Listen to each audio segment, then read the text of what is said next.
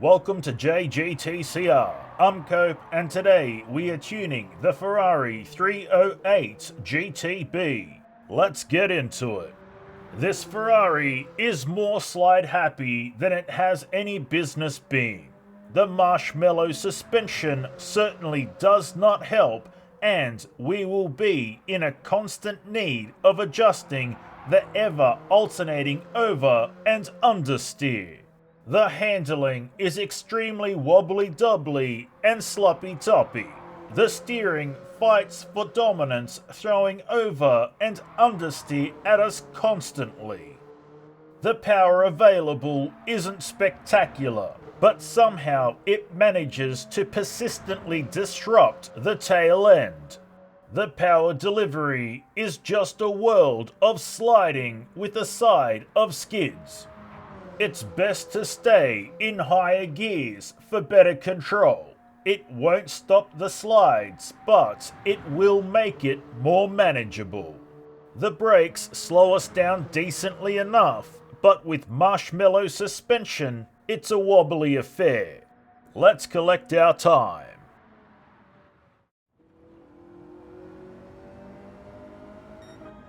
"8 minutes, 15.1 seconds. And now, the race tune. Understeer is an issue that plagues most Ferraris, and the 308 is no exception. Our tune is a reflection of dealing with this issue. Let's see how it performs back out on the Nürburgring. There just seems to be something lacking in this vehicle. Some pizzazz or oomph. It feels like it falls just short of being a raw driving experience, as it's missing some overall bite. The handling is fairly decent and leads the vehicle well going into turns.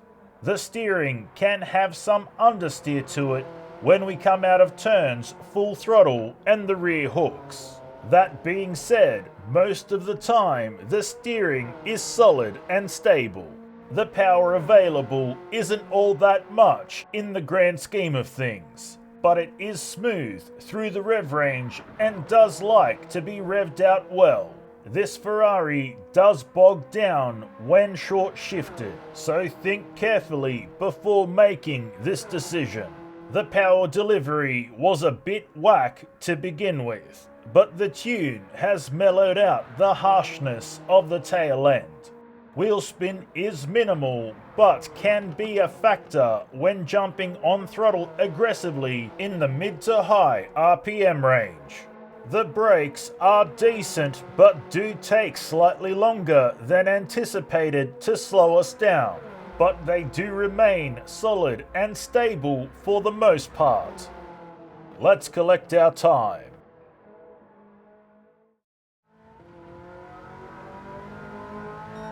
"6 minutes, 39.3 seconds. Moving on to the drift tune. A few tweaks to the settings to get the 308 to drift, but nothing major. Let's drift Suzuka.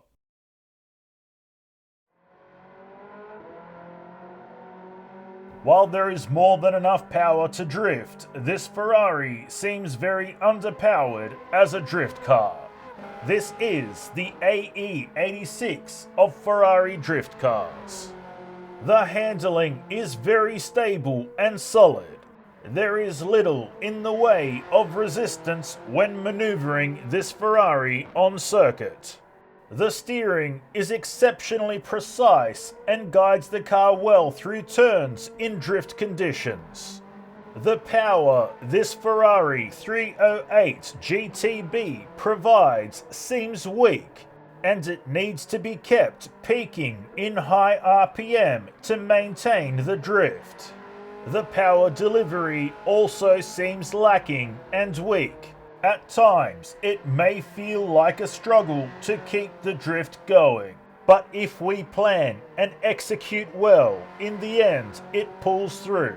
We can use a kamikaze drift style and all is well, but this may be too much effort for some to drift. And that's all we have for you today, so until next time, keep racing!